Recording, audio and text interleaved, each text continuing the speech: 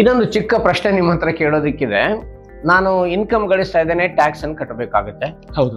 ಈ ಇನ್ಕಮ್ ಗಳಿಸಿದ್ದನ್ನ ನೀವು ಈಗಾಗಲೇ ಹೇಳಿದಾಗ ವಿವಿಧ ಕಡೆಯಲ್ಲಿ ಹೂಡಿಕೆ ಮಾಡಬೇಕು ಅನ್ನೋದನ್ನ ನೀವು ಹೇಳ್ತಾ ಇದ್ದೀರಿ. ಅದಲ್ಲದೆ FD ಅಲ್ಲಿ ಹೂಡಿಕೆ ಮಾಡ್ತೇನೆ, ಇತ್ತೀಚೆಗೆ ಸೇವಿಂಗ್ಸ್ ಬ್ಯಾಂಕಲ್ಲೂ ನಾನು ಆಟೋಮೆಟಿಕ್ ಸ್ವಲ್ಪ ದುಡ್ಡಿದ್ದೇ ಇರುತ್ತೆ.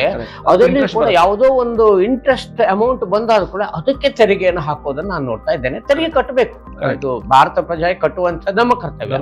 ಹಾಗೆ ಈ ಮ್ಯೂಚುವಲ್ ಫಂಡ್ ಅಲ್ಲಿಯೂ ತೆರಿಗೆ ಕಟ್ಟಲೇಬೇಕು, ಯಾವುದಕ್ಕೆ ಕಟ್ಟಬೇಕು ಅಥವಾ ಯಾವುದಕ್ಕೆ ಎಕ್ಸಂಪ್ಷನ್ ಇದೆ ಅಥವಾ ತೆರಿಗೆ ಇಲ್ಲದೆ ಇರುವಂತ ಸ್ಕೀಮ್ಗಳು ಏನಾದರೂ ಮ್ಯೂಚುವಲ್ ಫಂಡ್ ಅಲ್ಲಿ ಇದೆಯೋ ಅನ್ನೋದ್ರ ಬಗ್ಗೆ ನನಗೆ ಮಾಹಿತಿ ಬೇಕು.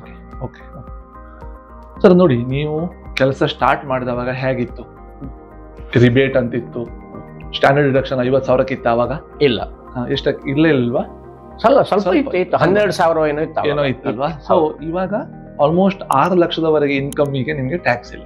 ಹೌದು ಅಲ್ವಾ? ಹೌದು. 50,000 ರೂಪಾಯಿ ತಿಂಗಳು ಇನ್ಕಮ್ ಬಂದ್ರೆ ಅಲ್ಲಿ ತನಕ ಹೆಚ್ಚು ಕಮ್ಮಿ ನಿಮ್ಗೆ ಟ್ಯಾಕ್ಸ್ ಇಲ್ಲ. ಬೇರೆ ಸ್ಲ್ಯಾಬ್ ಕೊಟ್ಟಿದ್ದಾರೆ, ಅಲ್ಲಿವರೆಗೆ ನಾವು ಮುಂದುವರೆದಿದೆ ದೇಶ. ಅರ್ಥ ಆಯ್ತಾ? ಬಟ್ ಟ್ಯಾಕ್ಸ್ ಇದ್ದೇ ಇದೆ, ಟ್ಯಾಕ್ಸ್ ಕಟ್ಟಬೇಕಾದ ನಮ್ ಧರ್ಮ. ಟ್ಯಾಕ್ಸ್ ಕಟ್ಲಿಕ್ಕೆ ಹೆದರಬಾರ್ದು. ತಿಂಗಳು ಸಂಬಳ ಬರುವವರು ದೇವರ ಹತ್ರ ಪ್ರತಿ ವರ್ಷ ನನ್ನ ಟ್ಯಾಕ್ಸೇಬಲ್ ಇನ್ಕಮ್ ಜಾಸ್ತಿ ಆಗಲಿ ಅಂತ ಕೇಳಬೇಕು. ಬಿಟ್ರೆ ಟ್ಯಾಕ್ಸ್ ಪರ್ಸೆಂಟೇಜ್ ಜಾಸ್ತಿ ಆಗ್ಬಾರ್ದು. ಟ್ಯಾಕ್ಸ್ ಅಮೌಂಟ್ ಜಾಸ್ತಿ ಆಗ್ತದೆ, ಸಂಬಳ ಜಾಸ್ತಿ ಆಗ್ತಾ ಇದೆ ಅಂತ ಲೆಕ್ಕ. Simple as that. ಈಗ ಮ್ಯೂಚುವಲ್ ಫಂಡ್ಗಳಲ್ಲಿ 2 ವರ್ಗಗಳಿದೆ ಅಂತ ಹೇಳಿದೆ ನಿಮ್ಗೆ. ಹೌದು. ಒಂದು ಈಕ್ವಿಟಿ, ಒಂದು ಡೆಟ್. ಅದ್ರೊಟ್ಟಿಗೆ ಇನ್ನೊಂದು ಅರ್ಥ ಮಾಡ್ಕೊಳ್ಳಿ, ಲಾಂಗ್ ಟರ್ಮ್ ಕ್ಯಾಪಿಟಲ್ ಗೈನ್ ಮತ್ತೆ ಶಾರ್ಟ್ ಟರ್ಮ್ ಕ್ಯಾಪಿಟಲ್ ಗೈನ್ ಅಂತ ಬರುತ್ತೆ. ಡೆಟ್ ಮ್ಯೂಚುವಲ್ ಫಂಡ್ಗಳ ಬಗ್ಗೆ ನಾನು ಇಲ್ಲಿ ಹೆಚ್ಚು ಎಕ್ಸ್ಪ್ಲೈನ್ ಮಾಡಲ್ಲ, ಈಕ್ವಿಟಿ ಬಗ್ಗೆ ಮಾತ್ರ ಎಕ್ಸ್ಪ್ಲೈನ್ ಮಾಡ್ತೀನಿ. ನೀವೊಂದು ಈಕ್ವಿಟಿ ಮ್ಯೂಚುವಲ್ ಫಂಡ್ ಅಲ್ಲಿ ಇನ್ವೆಸ್ಟ್ ಮಾಡ್ತೀರಾ. ಹೌದು. ಲಾಂಗ್ ಟರ್ಮ್ ಮತ್ತೆ ಶಾರ್ಟ್ ಟರ್ಮ್ ಅಂತ ನಾನು ನಿಮ್ಗೆ ಹೇಳಿದೆ. ಹೌದು. ನೀವು ಇನ್ವೆಸ್ಟ್ಮೆಂಟ್ ಮಾಡಿದ ದಿವಸದಿಂದ 365 ದಿವಸ ಅಂದ್ರೆ 1 ವರ್ಷದ ಒಳಗಡೆ ನೀವು ವಿಡ್ರಾ ಮಾಡಿದರೆ ಅಲ್ಲಿ ಪ್ರಾಫಿಟ್ ಇದ್ರೆ ಪ್ರಾಫಿಟ್ ಮೇಲೆ ನಿಮ್ಗೆ ಟ್ಯಾಕ್ಸ್ ಬರುತ್ತೆ. ಅದು ಶಾರ್ಟ್ ಟರ್ಮ್ ಇನ್ವೆಸ್ಟ್ಮೆಂಟ್ ಅಂತ ಆಗತ್ತೆ. ಪ್ರಾಫಿಟ್ ಇದ್ರೆ ನಿಮ್ಗೆ ಅದ್ರ ಮೇಲೆ ಟ್ಯಾಕ್ಸ್ ಬರುತ್ತೆ. ಅರ್ಥ ಆಯ್ತಲ್ವಾ? ಅದೇ ಇನ್ವೆಸ್ಟ್ಮೆಂಟ್ ಮಾಡ್ತೀರಾ, 1 ವರ್ಷದ ನಂತರ ವಿಡ್ರಾ ಮಾಡ್ತೀರಾ, ಅದನ್ನ long term capital gain. Profit ಇದ್ರೆ ಅದನ್ನ ಲಾಂಗ್ ಟರ್ಮ್ ಕ್ಯಾಪಿಟಲ್ ಗೇನ್ ಅಂತ ಹೇಳ್ತಾರೆ. ಅದಕ್ಕೆ ಟ್ಯಾಕ್ಸ್ ಇಲ್ವಾ? ಇದೆ, ಸಣ್ಣ ಟ್ಯಾಕ್ಸ್ ಇದೆ, ಹೇಳ್ತೇನೆ.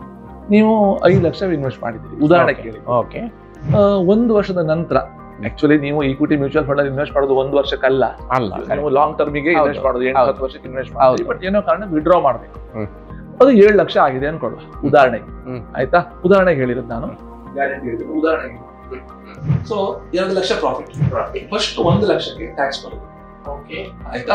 ನೆಕ್ಸ್ಟ್ 1 ಲಕ್ಷದ ಮೇಲೆ 10% ಟ್ಯಾಕ್ಸ್, 10% ಪ್ಲಸ್ ಸರ್ಚಾರ್ಜ್. ಅದು ಏನಿದೆ ಅದು ಟ್ಯಾಕ್ಸ್ ಕಟ್ಟಿದ್ರೆ ಆಯ್ತು. ಅದೇ ಶಾರ್ಟ್ ಟರ್ಮ್ ಆದ್ರೆ 15%.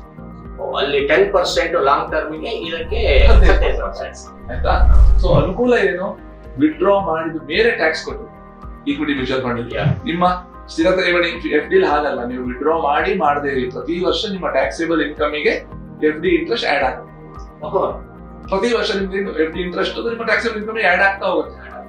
TDS ಆಗುತ್ತೆ, ಡಿಫರೆನ್ಸ್ ನೀವು ಟ್ಯಾಕ್ಸ್ ಕಟ್ಟಬೇಕು. ಇಲ್ಲಿ ಹಾಗಲ್ಲ. ನೀವು ಯಾವಾಗ ವಿಡ್ರಾ ಮಾಡ್ತೀರಿ ಅಲ್ಲಿ ಏನ್ ಪ್ರಾಫಿಟ್ ಇರುತ್ತೆ ಅದರಿಂದ ಡಿಡಕ್ಟ್ ಮಾಡಿಬಿಟ್ಟು ಬ್ಯಾಲೆನ್ಸ್ ಇನ್ಕಮ್ ಮೇಲೆ ಟ್ಯಾಕ್ಸ್ ಕಟ್ಟಿದ್ರೆ ಆಯ್ತು. ಇನ್ವೆಸ್ಟ್ ಮಾಡಿರುವ ಹಣ ಎನಿವೇ ಟ್ಯಾಕ್ಸ್ ಪೇಯ್ಡ್ ಮನಿ ಅಂತ ಟ್ಯಾಕ್ಸ್ ಸಫರ್ ಆಗಿದೆ. ಇನ್ಕಮ್ ಮೇಲೆ ಮಾತ್ರ ಟ್ಯಾಕ್ಸ್ 10% ಆಸ್ ಆನ್ ಡೇಟ್. ನಾಳೆ ಬದಲಾಗಬಹುದು, ಜಾಸ್ತಿ ಆಗ್ಬಹುದು, ಕಡಿಮೆ ಆಗ್ಬಹುದು. ಅಲ್ಲ, ಇದಕ್ಕೆ ಪೂರಕ್ಕೆ ಇನ್ನೊಂದು ಪ್ರಶ್ನೆ ನಂದಿದೆ. ಪ್ರಾಫಿಟ್ ಬಂದ್ರೆ 15% ಶಾರ್ಟ್ ಟರ್ಮ್ಗೆ, ಲಾಂಗ್ ಟರ್ಮ್ಗೆ 10% ಅಂತ ಹೇಳಿದ್ರಿ. ಒಂದೊಮ್ಮೆ ಲಾಸ್ ಆಯ್ತು ಅಂತ ಹೇಳಿ ರಿಸ್ಕ್ ಇದೆ ಅಂತ ಕೂಡ ಹೇಳಿದ್ರೆ, ಲಾಸ್ ಆದ್ರೆ ಏನು? ನೋಡಿ, ನೀವು ಇನ್ವೆಸ್ಟ್ ಮಾಡಿ 1 ವರ್ಷದೊಳಗೆ ಇನ್ವೆಸ್ಟ್ ಮಾಡುವಂತ ಪ್ರಮೇಯ ಇಲ್ಲ. ಅದಾದ್ರೂ ಗಾಡ್ ಫಾರ್ಬಿಡ್ ಅಂತ ಹೇಳ್ತಾರೆ, ಹಾಗಾದ್ರೆ ಮಾಡ್ಬೇಕೇ ಹೊರತು 1 ವರ್ಷ 2 ವರ್ಷ 3 ವರ್ಷ ಟೈಮ್ ಹೊರೆದು ನಮಗೆ ಸ್ಟಾಕ್ ಮಾರ್ಕೆಟ್ ಅಲ್ಲಿ ಮ್ಯೂಚುವಲ್ ಫಂಡ್ ಮೂಲಕ ಇನ್ವೆಸ್ಟ್ ಮಾಡ್ಬೇಕು. ಮಾಡ್ಲೇಬೇಡಿ. ಈಕ್ವಿಟಿ ಮ್ಯೂಚುವಲ್ ಫಂಡ್ ಇನ್ವೆಸ್ಟ್ಮೆಂಟ್ ಬರ್ಬೇಕಂದ್ರೆ 5, 6, 7, 8% ಟೈಮ್ ಹೊರದಾನೆ ಬನ್ನಿ. ಪ್ರಾಫಿಟ್ ಬಂದಾಗ ವಿಡ್ರಾ ಮಾಡ್ಕೊಂಡ್ ಬನ್ನಿ. ನಿಮ್ಮ ಗೋಲ್ ಪರ್ಪಸ್ ಇನ್ವೆಸ್ಟ್, ಯಾವ್ದೋ ಪರ್ಪಸ್ ಇನ್ವೆಸ್ಟ್ ಮಾಡಿರ್ತೀರಾ ಅದನ್ನ ನಿಯರ್ ಅಲ್ಲಿ ಒಳ್ಳೆ ರಿಟರ್ನ್ಸ್ ಇರುವಾಗ ವಿಡ್ರಾ ಮಾಡಿ.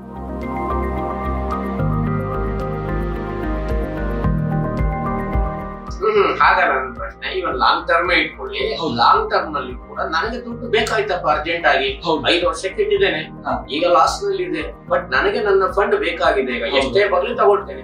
ಇವಾಗ ಲಾಸ್ ಆದ್ರೆ ಅದನ್ನ ಇನ್ನೊಂದಕ್ಕೆ ಸೆಟಪ್ ಮಾಡ್ಲಿಕ್ಕೆ ಇದೆಯಲ್ಲ, ಅದನ್ನ ಕೇಳಿ ಆಪ್ಷನ್.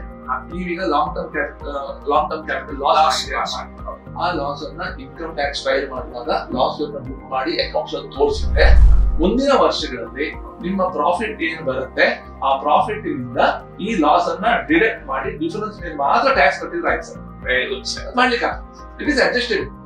ದೇಶ ಕ್ಲಿಯರ್ ಇದೆ. ಅಂದ್ರೆ ಲಾಭ ಗಳಿಸಿದ್ರೆ ತೆರಿಗೆ ಕಟ್ಟಬೇಕು, ನಷ್ಟ ಆದ್ರೆ ಆ ತೆರಿಗೆಯಲ್ಲಿ ಮನ್ನಾ ಅವರು ಮಾಡ್ತಾರೆ.